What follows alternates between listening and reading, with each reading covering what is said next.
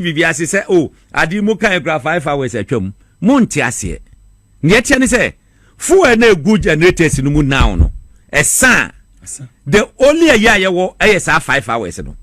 Ghana be off asa we na egu mu sisia no enya sa no omukoko pompi gumu a eteki just 5 hours let us say ye ko off. I mean what you know what I want to ask you how Abusia NDC ebabedi ade enkomo ba kwa na nam monten so a na ajaga na fo ayemhihie na ajaga na fo adwendwen eni dum so aga na fo ye besan akomti ene na ne wo mo kan se wo generator bi a watu na sawra me kona kopa akira kwa na kopa ho se wo he na touches bi aba ho a wakwa akwa yefisenya enya di se ewu na waso generator wo so afo na nye ya wo power bank bi no ahwe akira kwan se ne ofun battery so na wakwa akosesa na wakwa akosesa we num nyina eye enkomo a ekoso e kire se NPP NDC abanya abai besan ama Ghana akodumso na eno na Hopson Adorye ababonten ebekire mu se ensem na na monten so no Ghana fo yenti ase yi Hopson kire se NPP fo ekono wo mu ammo wo mu homoden kra e wo energy sector ho wo kire se se nkane na ye use no se ba ne se fuel egumu no enya sa se fun fuel NPP for etimirija Ghana man eye fuel ebetimi aye adwuma 5 hours aye don hwere enum pe enu nti se fuel egu kane anim no ana se fuel air power enkane amayede aye adwuma se ba ne se esa ne ye de fufuro eba beguma eye 5 hours pe na Hopson Adorye kire se Ghana ibenya TV biase se oh adi mu kan gra 5 hours atwam monte ase ne etie ne se fuel na egu generators no mu now no esa the only a year wo esa 5 hours no Ghana be off asa we na egum sisia no enya sa no omukoko pompi gumu a eteki just 5 hours let us say ye ko off. I mean what you know what I want to ask you how nti aban no ho no ye den se ye mfa ne se wo mu na we ne ye no mo to aso a enka se ya na nko mo be ko na question na wabisa no ya to about 7th December awie eti se wo kra ya ade ye se wo kra take be 4 weeks to come and wo processing so a another 4 weeks ni eti wonu mo ase ade ne nsankra eye strategy campaign no mo ye oh mahama ba Dumsor be dey ebe back enti ade ye nsiesie ye chi or the Dumsor be san aha eti kadere nya dumpa se se ya ka kirebo mahama ba ye waye budget so se Dumsor see and now it shows your incompetence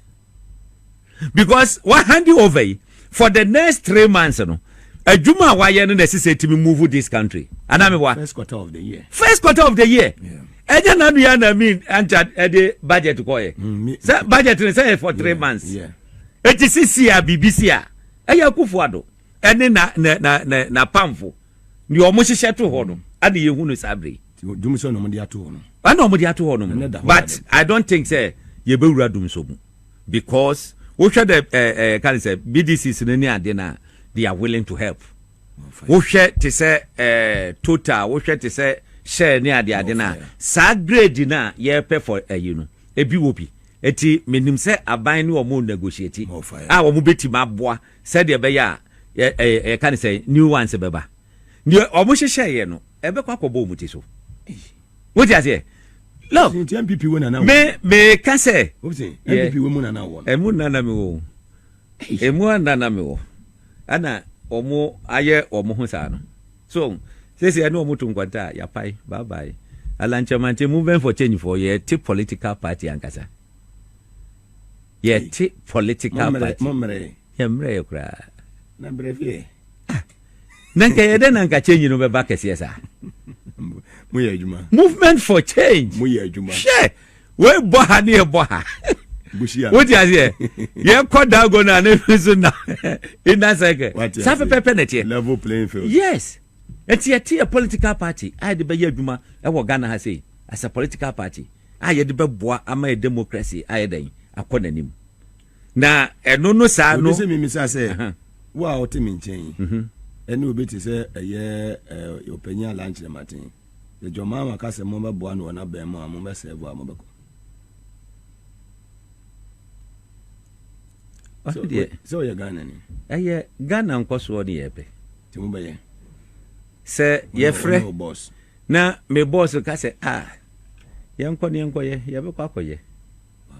I didn't any problem at all. So, and yet, and no, and ye preachy per se. But ye per se or my near day. Good governor. Etina me mediatomi who to say free and for the next 3 months. Then people ni ba vijana we nko ye. Twa me twa no no. Na mo ye di yanga ba vijana ha ka se nko ye. Na ye hwe o ana ye kwa we atutu omo ma meye 3 months. Nko mo ankasa nko mbehu ne ebeto omo. Eti ye de ye pese Ghana eye den eye yie. Ye nyina ye bompa ye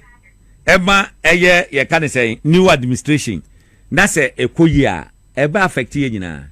ye kodwomu a ye nso ye bedi ye bibia abekọ said ye sepe no business community omo nso omo ni be den omo ni beje na se wo gina parliament na wo kasa wo ba bebu o man na me ahwe wo ba be ye economy na me ahwe na in the first place no adwene da utimu no enye papa so on yete no let us pray say Ghana enko nanim na se aban se sakra na wo ba na chese wanya Ghana drum pempenso bia wono wo mrekese na onya starting na se dum ana muntimi enye ade beye se ya na wo pa chese sei wo betima ya ere ama 8 years utimi ye wantimi so on yete no eti sa energy sector ayi no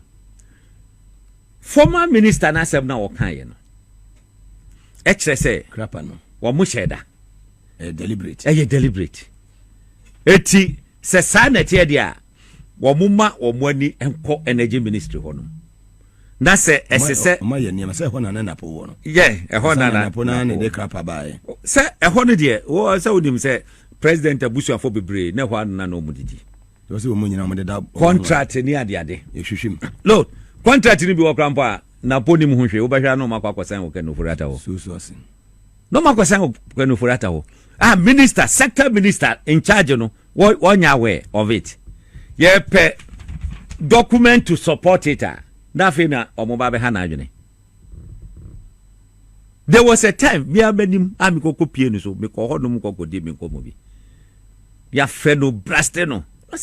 the contract ya musan ye I did not sign mo mama ne napo me na me ka cho na wonnim ne ekoso e wakufu ado aban mu ho be say se John Mahama sector minister neto wono me na me ka sign contract wo kan for that engine me boss Alanchemantin trade fair o mu yes o mu ton Alanchemantin se won sign o mu di agreement no buy no so won sign trade fair it is not going to help Ghana into one sign Alanchemantin and sign me na me ka chiro what's one sign no woko president woko bona mane sade na emwa into one sign wow omu ohonu mu ana businessman bi awura no office okita ni portfolio okra $10 million what say onje no one sign mano $10 million what dollars or the command Alanchemantin Alan Pamono what's one sign the next moment na call finance ministry na kanu for that one sign me na me ka kire Koko check agreement no and this war yimu won call for the agreement ora for no mutie won call for agreement so information pa o me say address say trade ministry and the sign they be akọ kanoforiata no makwa sign sad na na koso most of the ministries omo bana minister ne ya yika pa ne atam de ko no makwa sign president ni nua contractor kese wo minister of energy bia nyina na ono na eje wow oye ya na ko no makwa sign na na dunia no idi kura de sign bamti my bamti omo na muje we nyina awie na ba be gina hodom se omunti obi ntimi mu man na se na na do so obiti John Mahama 2 times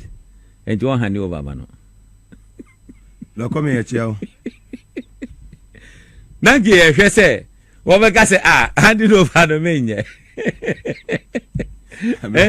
Burkina president GHD. Emizana na do hu na no watwe na no me say. Burkina president GHD. And then me sheda ko fa de da na chi na me bie malam no. Na do bio. Popper.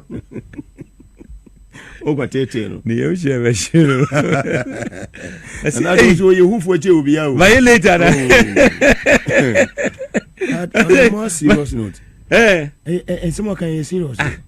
Na look, me say aban yo hu. Man me say this golden opportunity. I say obi o hu bi o say you me na make free o. They say twen so. I didn't say so twen so.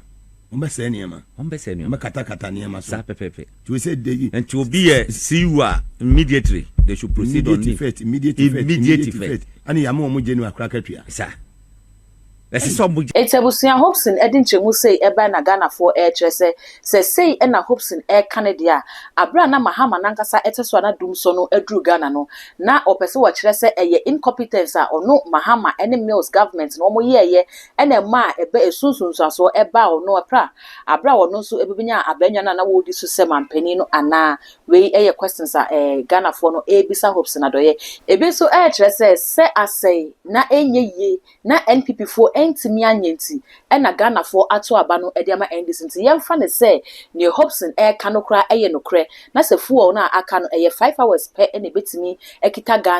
Ghana for se yemisa Hopson Adorye se wo mo betina ho aba be blame game akosi da ben wo mo hwe no mo nya adwuma ne fi se eno na Ghana for to aba no ede ma wo mo se wo mo meye Ghana for no anto aba no amfa mo se wo mo mra no mma eme caution blame enche ye nipa enam ne nsa so ama Ghana eba bedru Dumsor mu boenum ne ensem a eba ye after se video beto monten so ena me de ababeso mesro na waja comment e wo video yi ase e de mam na ye hu se ne wo so wusigi ensemi esifa na afi wo mi subscribe button meso e ye too much gh e ya kai na fa be one ka ho ye ne sa upload bi atomo a one first person na won betimi aka all the social media handles so ko wa e ye too much gh ho no mesro na wa like na wa share ama wo nua bi so enya bi ahwe afei Prophet Dr. Abednego contact ego screen ase fa na ne chichim komo sunsumu house sunsumu amane abra na wo bo na wo hu no frɛ papa obetimi aboa obuso ensawom oreku dark gold eni dia meje so makra